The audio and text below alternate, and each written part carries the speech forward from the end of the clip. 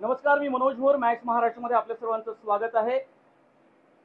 नरेंद्र मोदी तिसऱ्यांदा भारताचे पंतप्रधान म्हणून शपथ घेणार आहेत आणि त्यांच्यासोबत महाराष्ट्रातले कोण कोण मंत्री असतील आणि शिवाय देशातले सुद्धा घटक पक्ष म्हणजे मित्र पक्षाचे एनडीए मधले कोणते खासदार निवडून आलेले मंत्रिपदाची शपथ घेतील याबद्दल सर्व लोकांना उत्सुकता आहे.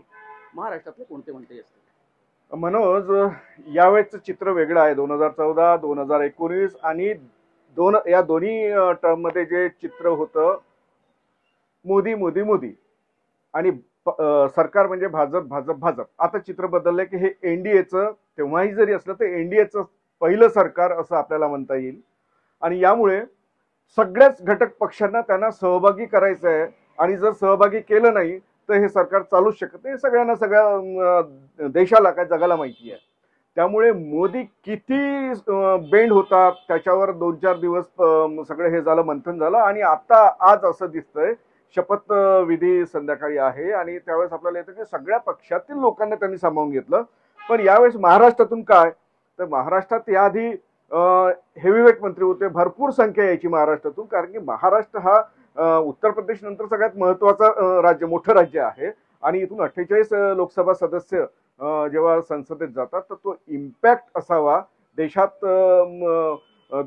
महाराष्ट्राकडे जेव्हा बघतो देश तेव्हा एक मुंबईला आर्थिक राजधानी म्हणून आपण जेव्हा पाहतो आणि ह्या सगळ्या गोष्टी पाहता इथे यावेळेस 2 हेवीवेट मंत्री दिसतात आहे, जसं की नितीन गडकरी. म्हणजे नितीन गडकरी येतील नाही येतील, येतील नाही येतील, इव्हन नितीन गडकरी पीएम होणार का इथपासून शक्यता होत्या, परंतु आज त्यांचं नाव आहे. दुसरं म्हणजे पियुष गोयल. आता पियुष गोयल वाणिज्य मंत्री होते आणि ते पहिल्यांदा लोकसभा निवडणूक लढले, चांगल्या मताने जिंकले, तर दोघांचं नाव येणं स्वाभाविक होतं.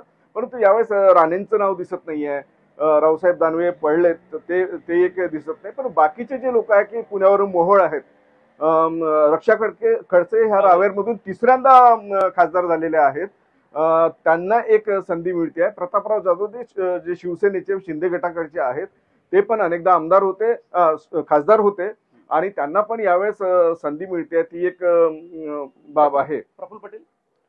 प्रफुल्ल पटेलचा अद्याप काही होत नाही, कारण की राष्ट्रवादी काँग्रेस आहे, अजित पवार गट, तर ते सहभागी व्हायचं की नाही ते तुर्तास अजून काही निश्चय होऊ शकतं दुसऱ्या टर्ममध्ये असेल. जरी अजित पवार पहिल्या बैठकीत गेले नव्हते, म्हणजे सरकार आल्यानंतरची जी काही एनडीएची बैठक झाली त्यात फक्त प्रफुल्ल पटेल आणि सुनील तटकरे प्रदेशाध्यक्ष गेले होते.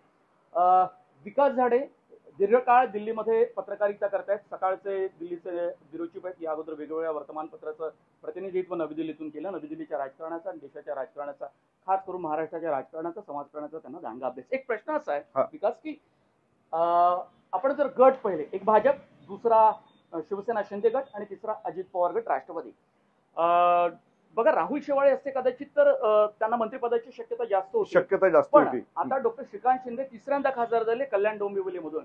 पण त्यांची इच्छा भली असेल, पण त्यांना गटनेता कदाचित लोकसभेतला केला असेल, पण मंत्रिपद मिळण्याची शक्यता नाही. मंत्रिपद मिळण्याची शक्यता काय होतं, महाराष्ट्रात ते मुख्यमंत्री, त्यांचे वडील मुख्यमंत्री असल्यामुळे, एकनाथ शिंदे असल्यामुळे त्यांना इथे मंत्रिपद द्यायचं. परंतु दुसऱ्या टप्प्यात विस्तारामध्ये असं होऊ शकतं, कारण की महाराष्ट्राचे चित्र पाहता की यावेळेस विधानसभेमध्ये महत्वाच्या नोव्हेंबरमध्ये ज्या निवडणुका होऊ घातलेल्या 3 महिन्यावरती राहिलेल्या आहेत, तिथे एकनाथ शिंदेचं सरकार असेल का, पुढे रिपीट करेल का, ह्या शक्यता जर पाहता थोडंसं विचार होऊ शकतो की नाही, श्रीकांत शिंदेला इकडे विस्तारामध्ये मंत्रिपद मिळू शकतं.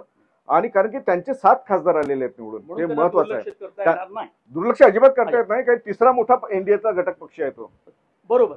म्हणजे एकदा एक भाजप, त्यानंतर तेलुगू देसम पार्टी, जनता दल संयुक्त नितीश बाबूंचा, आणि चौथा जो पक्ष आहे शिवसेना शिंदे, आणि पाचवा लोक जनशक्ती 5 आले, त्यांचे 5 आलेले आहेत. चिराग पासवान यांच्याकडे 5 खासदार आहेत.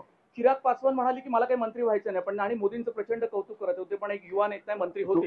मनोज, तुला एक सांगतो की रामविलास पासवान, त्यांचे वडील, त्यांनी ते दोन्ही कधी काँग्रेसमध्ये आणि कधी यांच्यासोबतही होते, परंतु चिराग पासवाननी खूप संयम ठेवला इतक्यांदा, कारण नितीश कुमारांसोबत त्यांचा जुळेना आणि नितीश कुमारांनी वोट कटवा वगैरे त्यांना म्हटलेलं होतं. विधानसभेत त्यांना जे 44 जागांवर आले नितीश कुमार, ते त्या चिराग पासवानामुळेच आलेले होते.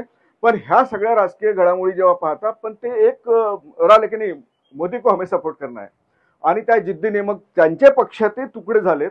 काका पुतणे असं जे झालं, काका पुतण्याचं सगळं म्हणजे देशातच पाहतो आपण कुठे काय होतं ते, पण इथे झालं. परंतु हा माणूस चिराग कायम त्यांच्यासोबत राहिला. त्यांचे 5 खासदार आहे आणि तरुण आहे, आणि त्यामुळे ते स्वाभाविक होतं. म्हणजे एक आपण सातत्याने म्हणत होतो की जे गठबंधन राजनीती आहे, सर्व पक्षांना एकत्र घेऊन ते वाजपेयींना जमलं, त्यानंतर प्रमोद महाजन बऱ्यापैकी हे करायचं, पण अमित शहा आणि नरेंद्र मोदींना ते जमणार नाही असं म्हणताना त्यांना ती वेळ आली की नितीश बाबूंना पण घ्यायचंय, चंद्रबाबूंना पण घ्यायचंय, आणि यांचा राजकीय इतिहास आपण पाहिला तर ते पॉलिटिकल बार्गेनिंग करण्यामध्ये अत्यंत निष्णात आहे.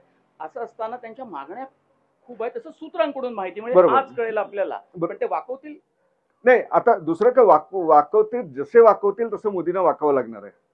ते मोदी जर वाकले नाही तर हे टिकणार नाही. त्यामुळे त्यांच्या ज्या अपेक्षा आहे की आम्हाला लोकसभा अध्यक्ष पद पाहिजे, ते बार्गेनिंग मध्ये कसं होऊ शकतं, एखादा म्हणेल की आम्हाला गृहमंत्रीपद पाहिजे. कारण की काय होतं, मध्यंतरी ज्याचं झालं की नायडूने म्हटलं की नाही होम मिनिस्ट्री दुसरे क्यों देतो, इनको नहीं चलेगा. तर हे जे बार्गेनिंग आहे ते सातत्याने होत राहणार आहे, आणि ते प्रेशर सरकारवर येत राहणार आहे. परंतु मोदीला सत्ता पाहिजे आणि सत्तेत टिकून राहायचं आहे, म्हणून ते मोल्ड होतील असं चित्र तरी येणाऱ्या काळात दिसतं. खूप धन्यवाद विकास. आणि रामदास आठवलेंचं एक मंत्रिपद असं वाटत होतं आम्हाला की ते त्यांना दिलं जाणार नाही, पण त्यांना दिलं जातं. एक दलित चेहरा तिकडे 2 चेहरे आहेत, एक तर रामविलास पासवान यांचे पुत्र चिराग पासवान, आणि इकडे दुसरे रामदास आठवले. त्यांच्या भाषणामध्ये सातत्याने एनडीएचे खासदार नेते हे संसदेमध्ये हसत राहतील, मंत्री झाले नाही तर राज्यसभेमध्ये ते बरोबर होते. धन्यवाद मॅक्स महाराष्ट्रावर तू वेळ दिलास विकास. धन्यवाद.